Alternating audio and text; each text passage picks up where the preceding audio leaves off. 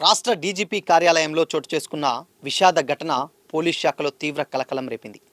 DGP కార్యాలయంలో విధులు నిర్వహిస్తున్నటువంటి కానిస్టేబుల్ స్వామి తన సర్వీస్ రివాల్వర్తో కాల్చుకొని బలవన్మరణానికి పాల్పడినట్లు పోలీసులు తెలిపారు.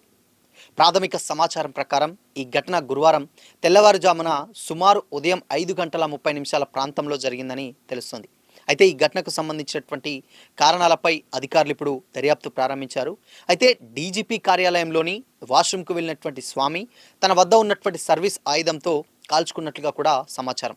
కాల్పుల శబ్దం విన్న వెంటనే అక్కడ ఉన్నటువంటి సహచర పోలీసులు ఎవరైతే ఉంటారో వాళ్ళు వెంటనే అక్కడికి చేరుకోగా అప్పటికే ఆయన మృతి చెందినట్లుగా కూడా గుర్తించారు.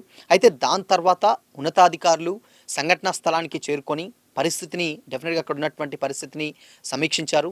మృతదేహాన్ని పోస్ట్ మార్టం నిమిత్తం హాస్పిటల్కి తరలించి తదుపరి ప్రక్రియలు ఎవరైతే ఉంటాయో అవి చేపట్టడం జరిగింది. అయితే ఇంకా ఘటనా స్థలంలో లభించినటువంటి ఒక సూసైడ్ నోటు దర్యాప్తులో కీలకంగా మారినట్లయితే తెలుస్తుంది. అందులో తన భార్య పిల్లలను ఎవరూ తప్పుబట్టవద్దని, వారు ఎంతో మంచివారని స్వామి పేర్కొన్నట్లయితే సమాచారం.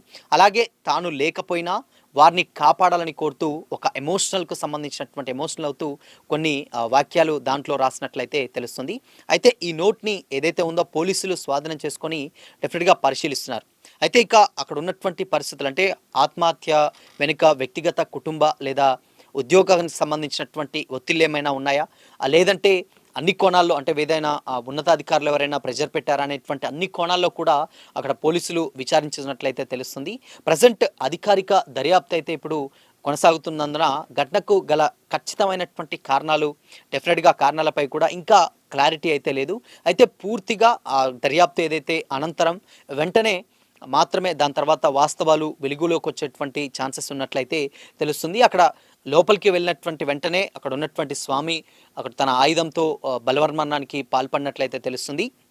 అక్కడికి వెళ్ళిన దాని తర్వాత అక్కడ తన సంబంధించినటువంటి పరిసరాల్లో ఒక సూసైడ్ నోట్ కూడా అందరినీ కలిచివేస్తుంది. ఎందుకంటే తన భార్య పిల్లలు అంటే నాకు చాలా ఇష్టం, వాళ్ళని ఎవ్వరూ ఏమీ చేయొద్దు, ఎవరు బెదిరించొద్దు, అండ్ దాని తర్వాత ఒకవేళ కనుక నిజంగా అలా చేసినట్లయితే మాత్రం నేను చనిపోయిన తర్వాత కూడా దెయ్యాన్ని సైతం కూడా వాళ్ళని ఎట్టి పరిస్థితుల్లో కూడా వదిలిపెట్టబోను అంటూ కూడా తను రాసినటువంటి ఆ రాతలు ఏదైతే ఉన్నాయో అవి డెఫినెట్గా సోషల్ మీడియాలో అయితే వైరల్ అయితే అవ్వడం జరుగుతుంది. ఆ సూసైడ్ నోట్స్ బయటకు రావడం, దాని తర్వాత తాను పదే పదే తన భార్య పిల్లల్ని ఎవరు ఏమనొద్దని చెప్పడం, అండ్ దాని తర్వాత ఒకవేళ చనిపోయినా కానీ దెయ్యమై మరి నేను వాళ్ళని వదిలేది లేదంటూ కూడా ఒక వార్నింగ్ టైప్లో ఇవ్వడం చూస్తుంటే డెఫినెట్గా ఆయన వ్యక్తిగత కారణాలా, లేదంటే ఇంకేదైనా సమస్యలు ఉన్నాయా, లేదంటే ఇన్ కేస్ ఎవరైనా బెదిరింపు చర్యలకు పాల్పడినట్లు తెలుస్తుంది. అయితే ఉన్నతాధికారులు ఎవరైనా దీనిలో ఎవరైనా ఇన్వాల్వ్మెంట్ ఉందా, లేదంటే గతం నుంచి కూడా తాను ఉన్నటువంటి కుటుంబానికి సంబంధించినటువంటి బెదిరింపులు ఏమైనా వచ్చాయా అనేటువంటి అన్ని కోణాల్లో కూడా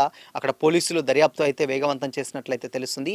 బట్ ఏదేమైనప్పటికీ కూడా ఒక రాష్ట్ర డీజీపీ ఆఫీస్లో విధులు నిర్వహిస్తున్నటువంటి ఒక కానిస్టేబుల్ ఇలాంటి ఒక ఇన్సిడెంట్ చేసుకోవడం నిజంగా అందరికీ షాకింగ్కు గురి చేసేటువంటి విషయమే. ఒక్కసారిగా ఈవెన్ తెలంగాణ రాష్ట్ర వ్యాప్తంగా ఒక్కసారిగా సంచలనం సృష్టించినటువంటి ఈ వార్త తెలిసినటువంటి వెంటనే విధులు నిర్వహించేటువంటి అది కూడా డీజీపీ కార్యాలయంలో ఉన్నటువంటి ఒక హెడ్ ఆఫీస్లో ఎందుకు ఇలాంటి ఇన్సిడెంట్ చోటు చేసుకుంది, దీనికి గల కారణాలు ఏంటి అని కూడా చాలామంది అక్కడ ఉన్నటువంటి వాళ్ళు డౌట్ వ్యక్తపరుస్తూ ఉన్నారు. సో దీని మీద పూర్తి క్లారిటీ అయితే లేదు. డెఫినెట్గా చాలామంది అక్కడ ఉన్నటువంటి వాళ్ళు ఉన్నటువంటి కానిస్టేబుల్స్ కానీ వేరే తోటి పోలీసులు కూడా అధికార ఒత్తిళ్ళు ఏమీ లేవు, కానీ వ్యక్తిగతానికి సంబంధించినటువంటి ఏదైనా ప్రాబ్లమ్స్ ఉన్నాయా, లేదంటే ఫైనాన్షియల్ సంబంధించినటువంటి ఇష్యూస్ ఏమన్నా ఉన్నాయేమో అనే కోణంలో కూడా వాళ్ళు ఆలోచిస్తున్నట్లయితే తెలుస్తుంది. బట్ ఏదేమైనప్పటికీ కూడా స్టిల్ ఇప్పటికీ కూడా అంటే ఈ టైంలో అంటే ఇప్పుడున్నటువంటి జనరేషన్స్లో ఫ్రెండ్లీ పోలీస్ నేచర్ ఉన్నటువంటి టైంలో ఇలాంటి ఫ్రెండ్లీ పోలీసు నడుస్తున్నటువంటి టైంలో కూడా పోలీసులే స్వయంగా